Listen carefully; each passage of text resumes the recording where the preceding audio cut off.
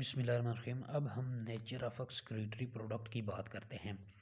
मुख्तलिफ़ किस्म की नेचर हो सकती है एक्सक्रीटरी प्रोडक्ट्स की अकॉर्डिंग टू द हैबिटेट, और हमारे पास स्ट्रक्चर भी डिफरेंट हो सकता है।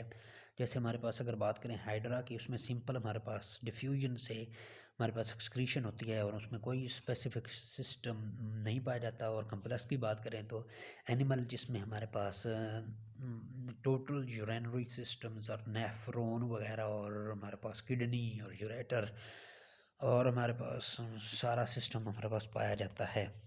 अगर नेचर ऑफ एक्सक्रीटरी प्रोडक्ट्स की बात करें तो अमोनिया, यूरिया और यूरिक एसिड हमारे पास जो है वो एक्सक्रीटरी प्रोडक्ट होती हैं। अमोनिया हमारे पास ज़्यादा टॉक्सिक होता है और इसको बॉडी में कम मिकदार में ही होना चाहिए और लो कंसंट्रेशन में ही होना चाहिए। और इसके लो कंसंट्रेशन के लिए क्या किया जाता है, इसको वाटर में डिज़ोल्व किया जाता है इसको, और इसको बॉडी से एक्सक्रीट किया जाता है। लेकिन इसके लिए हमारे पास ज़्यादा अमाउंट में वाटर की ज़रूरत होती है। Large volume of the water चाहिए होता है। तकरीबन 1 ग्राम जो है हमारे पास, उसको एक्सक्रीट करने के लिए हमारे पास 500 मिलीलीटर जो है वो अमोनिया की वाटर की ज़रूरत होती है।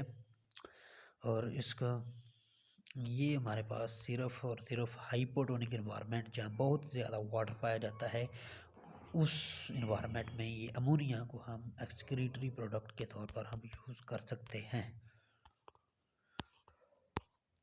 आगे हम बात करेंगे जिसमें मॉडरेट सप्लाई हो वाटर की, उसमें हमारे पास यूरिया जो है एक्सक्रीटरी प्रोडक्ट के तौर पर इस्तेमाल होता है।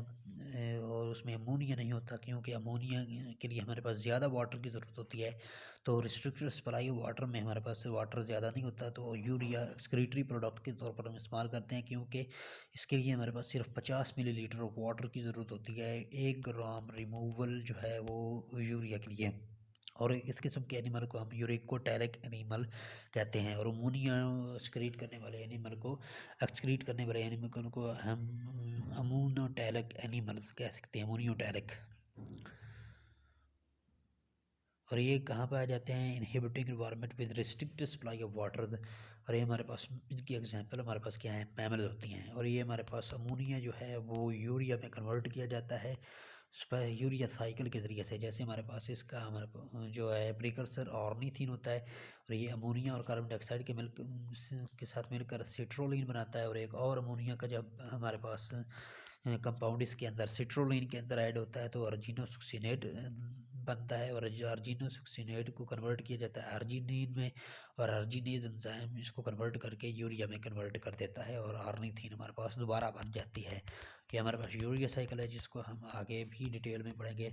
इसी तरह कुछ ऑर्गेनिज्म हैं जो एक्सट्रीमली लो वाटर में पाए जाते हैं, जहाँ वाटर की बहुत ज़्यादा कमी का सामना होता है, तो उधर जो है एक और प्रोडक्ट यूरिक एसिड्स में कन्वर्ट किया जाता है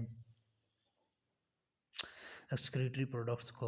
और क्योंकि इसके लिए यहाँ वाटर बहुत ही कम होता है, और यूरिक एसिड जो है उसके लिए 1 मिलीलीटर वाटर की सिर्फ ज़रूरत होती है 1 ग्राम रिमूवल के लिए। तो ये हमारे पास इस्तेमाल हो जाता है जहाँ बहुत ही वाटर की कमी का मसला होता है या फिर वाटर होता ही नहीं है। जैसे हमारे पास अगर रेप्टाइल और बर्ड्स की बात करें तो ये इंतहाई हमारे पास ऐसे इन्वायरमेंट और ऐसे हैबिटेट में पाए जाते हैं जहाँ के एक्सट्रीम लो वाटर होता है।